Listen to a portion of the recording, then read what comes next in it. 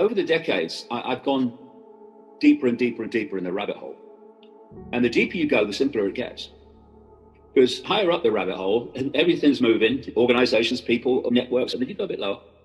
And you move into the wider perspective of it all. What's behind all this manipulation? What's behind, even more, what is this place? Who are we? Where are we? Why are we here? And you keep going deeper. And you come into the non-human element of it all and what have you. But then you hit the point where it all comes out of. And it's real simple. What is driving people is their state of consciousness. And so when you go really deep in the rabbit hole, you realize that, you can talk, and I do, and I've done at great length over the years, about networks of manipulation and satanic groups and secret societies. You can do all that. And it needs doing, of course it does, so we know what's going on. But in the end, what's driving the secret society networks that I call the global cult that's behind the dystopian agendas is their state of consciousness. Those who are awakening and seeing it are awakening and seeing it because of their state of consciousness. And people are not seeing it because of their state of consciousness. So what is going on here? So when I started to realize that in the early 90s that this global network existed and what its game was, I started to ask the question, when did it start? And you comfortably go back into the ancient world. You go back into ancient Egypt, into ancient Babylon and Sumer and so on. And you see people coming in and going out, being born and then dying, being born and dying, well, the body dying anyway. They play a part in advancing this agenda and expanding it to its global state now. Then they pass on. And then other people come in, the next generation does it. And I looked at it and I thought there has to be a organizational force that's spanning this period of in, out, individual contributions to advancing this agenda. And then I started to look around the different cultures and the different religions, looking for a common theme for what this force might be. And you start to realize that actually, although they use different names, that they're describing the same force over and over again in all these different areas. So the Christians talk about Satan and the devil and demons. The Gnostics, who were not Christians in that sense, they talked about a negative force called Yaldabaoth and Archons, which were the Christian demons.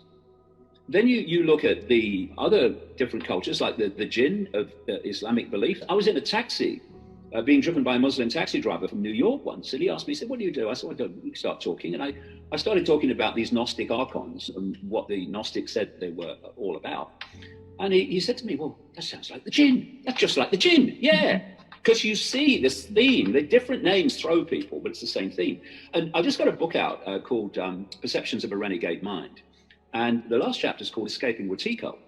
And it's called that because I then come across the name the Native Americans use, or at least the Cree tribal group use, for this same force, and they call it Wetiko.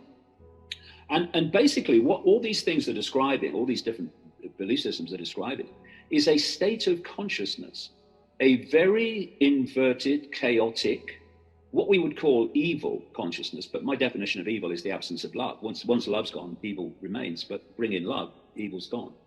And when I looked at how the Cree described Wetiko, it was the Archons, it was Yaldabaoth, it was all these things.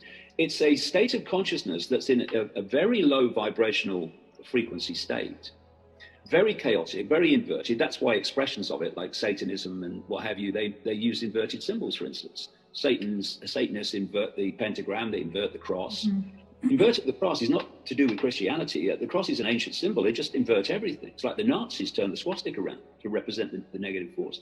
So this Wetiko is a state of consciousness, which at its most extreme is what brought psychopathy into the world. Psychopaths. They have a list of traits. It's called the Hare Test, named after the guy that developed the list. A list of traits which, if you have enough of them, you are officially designated a psychopath. Now, it's psychopaths, super psychopaths actually, that are driving the hoax and are driving the dystopia and the fascism globally. And the major traits of psychopaths is, number one, lack of empathy. the inability to put yourself in the experience of others you're affecting. Empathy is the fail-safe mechanism of human behavior. If you don't have empathy, there are no limits. There's no fail-safe mechanism to kick in. I can't do this to this person because I can empathize with how it must make them feel. No limits.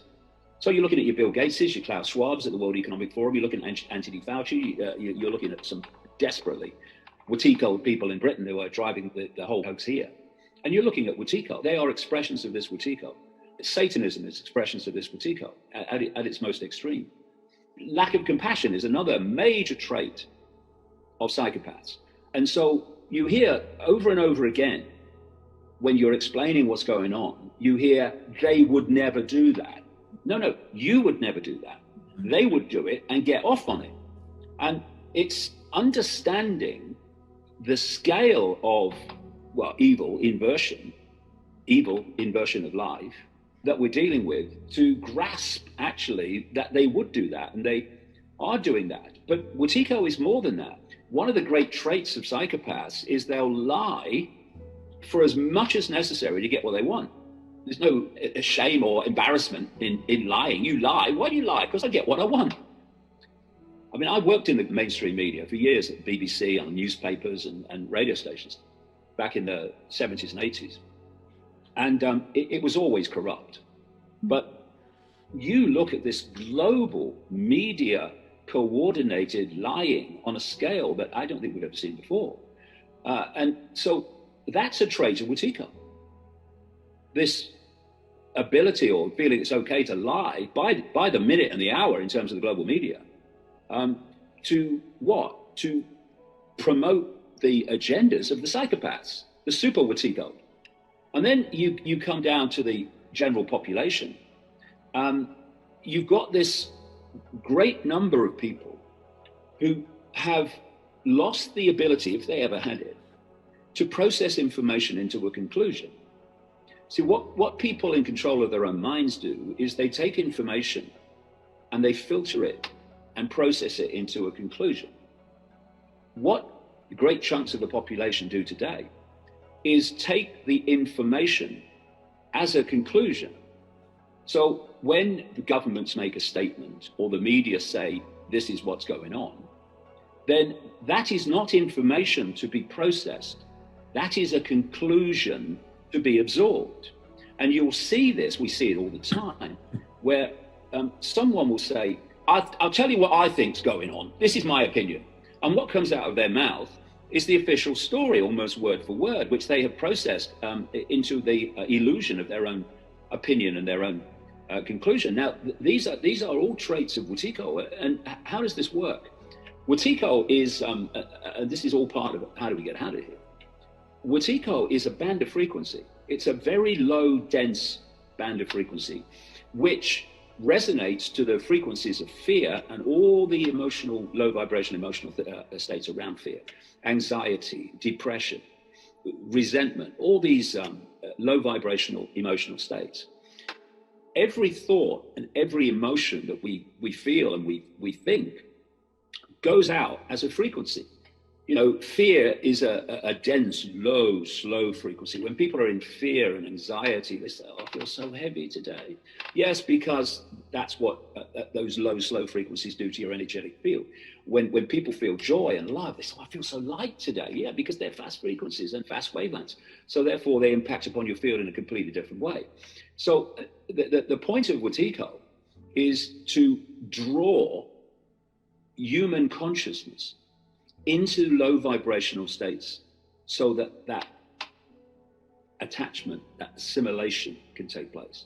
And once it does, and the COVID era has, of course, created enormous amounts of fear and trauma with relation to it. I mean, the trauma that this COVID era has created, you know, people just screaming if someone gets too close to them in a supermarket aisle. Wutiko is not going to influence those that it attaches to make them think about questioning anything, about questioning what they're told. That's the last thing it wants. So people simply stop processing information. They become like a software program. They just take downloads from statements and what have you, and it becomes their reality. So awakening people What's the difference? It's the state of frequency. If your heart is open to any extent, if your mind is open to any extent, then you are operating on a frequency that's beyond the Wetiko frequency. And what we're seeing is this incredibly blatant, it's always been there, but now more blatant than ever, this division between what I would call the Wetiko and those that are awakening to beyond its frequency boundary, its frequency layer. And the perceptions of these two groups is so massively different now, because one is basically channeling Wetiko in terms of its perception, and the other one is processing its perceptions from a much higher level of consciousness. All the way through human history, you've seen this same recurring theme, that there is a force, a negative force, which is trying to manipulate the perceptions of humanity.